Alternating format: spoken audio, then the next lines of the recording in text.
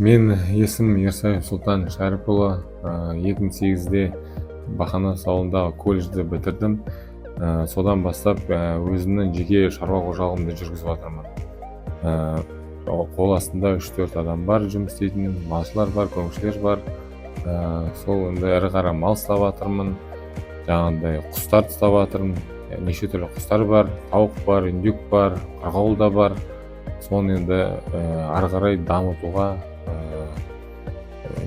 қол салыстырып жатырмық. Соны тағы енді басқа да шаруалар да бар, балық өсіріп жатырмық дегендей. Соны қол астында 3-4 адам жұмыспен қамтамасыз етіп жатырмын. Мал шаруашылығынан субсидия алдық.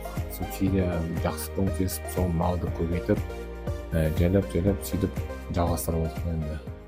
Ал мына өзіміздің мына көліміз бар. Балық асырап жатқан сол көлге неше түрлі балықтарды жібергенбіз. Түрлері бар. Енді қазіргі осындай ауа райы болып тұр, мына көлдің беті шамалы қатып тұр. Жаңағындай балық өсіріп, ары қарай жалғастырамыз.